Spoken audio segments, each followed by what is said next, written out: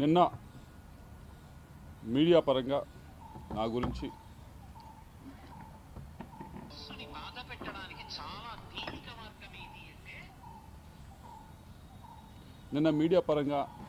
మా గురించి చిలుకూరుపేట మాజీ ఎమ్మెల్యే గారు మాట్లాడటం జరిగింది. నేనైతే ఆ ప్రెస్ మీట్ని చూడలేకపోయాను. నేను ట్రావెల్ చేస్తూ ఉన్నాను. అయితే మా మీడియా సెల్ వాళ్ళు బ్రీఫ్ చేయడం జరిగింది. 3 ముక్కల్లో చెప్పండి అని అడిగాను. వాళ్ళు నిజంగానే 3 ముక్కల్లో చెప్పారు. మొదటిది ఏదో టెలిఫోన్ డేటా గురించి అని చెప్పి మాట్లాడారు అని చెప్పడం జరిగింది. కాల్ డేటా, టెలిఫోన్ డేటా కాదు, కాల్ డేటా గురించి మాట్లాడారని చెప్పడం జరిగింది. అమ్మ, మా ఇంట్లో కూడా నాతో పాటు తోడబుట్టిన వాళ్ళు ఉన్నారు, మహిళలు ఉన్నారు. మా ఇంట్లో మహిళలకి ఒక న్యాయం, బయట మహిళలకు ఒక న్యాయం అని భావించే వ్యక్తిని నేనైతే కాదు. అది తమరు గుర్తు పెట్టుకోవాలని చెప్పి తెలియజేస్తూ ఉన్నాను. రెండో విషయం, ఏదో ల్యాండ్ విషయం అని చెప్పి మాట్లాడారు. ఏదో విశాఖపట్నంలో ఏదో ల్యాండ్ ఉంది, అది ఇది అని మాట్లాడటం జరిగింది. అమ్మ, మేము 45 సంవత్సరాలుగా 1977 నుంచి విజ్ఞాన విద్యా సంస్థ నడుపుతూ ఉన్నాం. ఈ 45 సంవత్సరాలు పైగా ఉన్న ప్రయాణంలో ఆంధ్ర రాష్ట్రంలో కాదు, దేశం మొత్తం ఎక్కడా కూడా, ఆంధ్ర రాష్ట్రంలో కాదు దేశం మొత్తంలో ఎక్కడా కూడా గవర్నమెంట్కి మేము రిక్వెస్ట్ పెట్టి మాకు ల్యాండ్ అలాట్ చేయండి అని చెప్పి ఒక్క దగ్గరన్నా మేము ల్యాండ్ అలాట్ చేయించుకున్న దాఖలాలు ఉంటే దయచేసి మీడియా మిత్రులకు చూపించాలి, లేకపోతే బయటికి తీసుకొచ్చి చూపించండి. తప్పకుండా 45 సంవత్సరాలు ఎప్పుడూ కూడా మేము ఎక్కడ ఏ గవర్నమెంట్ దగ్గర నుంచి కూడా ల్యాండ్ మేము విద్యా సంస్థలు పెడతాము, మాకు ల్యాండ్ ఇవ్వండి అని చెప్పి మేము ఎప్పుడూ కూడా అడిగింది లేదు, తీసుకుంది లేదు. వచ్చి 9 నెలలు అవుతుంది. అమరావతిలో చాలామంది ఇంకా మాకంటే కూడా అక్రెడిటేషన్ తక్కువ ఉన్న వాళ్ళు కూడా స్కూల్స్ కానీ యూనివర్సిటీస్ కానీ పెట్టుకుంటామని చెప్పి ల్యాండ్ కోసం అప్లై చేస్తున్నారు. నేను ఇప్పటిదాకా, మీరు చూసుకోండి, ఎక్కడికన్నా ఏ ఆఫీస్ దగ్గరికి వెళ్ళి చూసుకోండి, ఇప్పటిదాకా నేను ఒక అప్లికేషన్ అమరావతిలో నాకు ల్యాండ్ ఉందని చెప్పి పెట్టింది కూడా లేదు. విశాఖపట్నం ల్యాండ్కి సంబంధించి అది 2009లో మేము అప్పుడు కాంగ్రెస్ గవర్నమెంట్ ఉన్నప్పుడు, మీకు ఎవరో తప్పు ఇన్ఫర్మేషన్ ఇస్తున్నారు, 2019 అని కాదు, 2009లో కాంగ్రెస్ గవర్నమెంట్ ఉన్నప్పుడు ఆక్షన్ వేస్తే అలాట్మెంట్ కాదు, అలాట్మెంట్కి ఆక్షన్కి కొద్ది తేడా తెలుసుకోండి.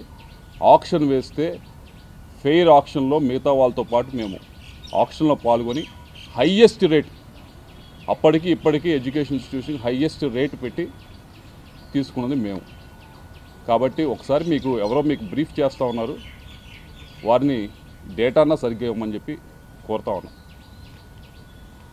ఇవన్నీ కూడా, ఈ 2 విషయాలు కూడా ఎందుకు మాట్లాడారో, ఎవరు మాట్లాడిచ్చారో నాకు తెలుసు. వారి గురించి కూడా చివరిలో నేను మాట్లాడతాను. అయితే ఈ 2 విషయాలు కూడా, ఒకటి క్యారెక్టర్ అసోసియేషన్ చేసేది ప్రయత్నం మీది, ఏదో డేటా గురించి, ఫోన్ డేటా గురించి ఏదో మాట్లాడి, రెండవది ఈ ల్యాండ్ ఇష్యూ వేసి మన టాపిక్ ఎలాగోలా డైవర్ట్ చేద్దామనే ప్రయత్నం మీరు చేస్తూ ఉన్నారు. కానీ అసలు విషయం గురించి మాట్లాడుకుందాం. మూడో విషయం, 3 ముక్కలు అన్నా కదా, మూడో ముక్క ఇది. మూడో విషయం ఏదైతే ఈ క్రషర్స్ విషయం, ఏ క్రషర్స్ దగ్గర డబ్బులు తీసుకున్నారు అనే దాని మీద మీరు చెప్పారట, నేనేదో కేసు పెట్టించాను, రెడ్ బుక్లో ఉంది, దాన్ని తీసుకొని ఈ కేసులు చేస్తూ ఉన్నారు, ఈ 9 నెలల నుంచే పెట్టారు. అమ్మ, మీరు మరి చూసారో లేదో, నేను మీడియా మిత్రులు కూడా ఇస్తాను, దాని తర్వాత ట్విట్టర్లో కూడా షేర్ చేస్తాను, అందరూ కూడా చదువుకోవచ్చు. ఇది స్టేట్మెంట్ ఎవరిచ్చారంటే పి జాషువా, ఐపీఎస్ ఆఫీసర్. ఈయనకి సర్వీసు 2040 దాకా ఉంది సర్వీసు.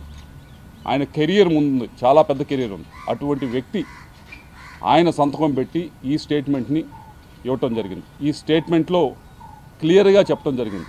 ఏమి అంటే ఈ లక్ష్మీ బాలాజీ స్టోన్ క్రషర్స్ దీనికి ఈ యాజమాన్యానికి నాకు ఎటువంటి బంధుత్వం లేదు, ఎటువంటి బిజినెస్ పరంగా ఏమీ లేదు, నాకు ఎటువంటి ఇది లేదు.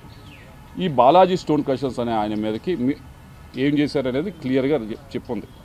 2021లో ఆగస్టు 24వ తారీఖున 2021లో మీ వైపు నుంచి మీరు ఒక కంప్లైంట్ని వీళ్ళ పైన మీరు మూవ్ చేయడం జరిగింది.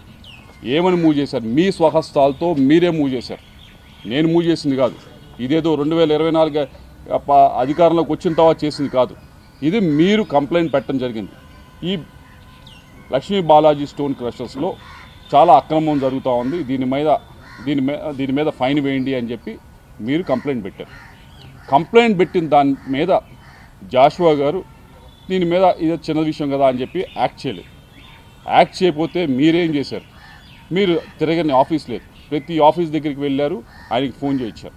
మీరు బాలినేని శ్రీనివాసరెడ్డి గారి దగ్గరికి వెళ్ళలేదు. మీరు ఈ విషయం పైన బాలినేని శ్రీనివాసరెడ్డి గారి దగ్గరికి మాధవరెడ్డి అనే సాక్షి జర్నలిస్ట్ని తీసుకొని మీరు వెళ్ళి ఒక ఎమ్మెల్యే ఫోన్ చేస్తే ఎస్పీ గారు మీరు ఎందుకు యాక్ట్ చేయరు అని చెప్పి మీరు ఫోన్ చేయించి అడిగించలేదు?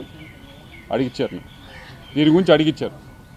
ఇవన్నీ కూడా మీరు తడుపు తట్టారు. ఇదిగో ఈ కంప్లైంట్ గురించి మీరు కంప్లైంట్ పెట్టింది 2021లో పెట్టి ఏమని చెప్పారంటే దీనిపైన స్టోన్ క్రషర్స్ పైన లక్ష్మీ బాలాజీ స్టోన్ క్రషర్స్ పైన ఈ ఫైన్ వేసే అవకాశం ఉందని చెప్పి మీరు కంప్లైంట్ పెట్టారు.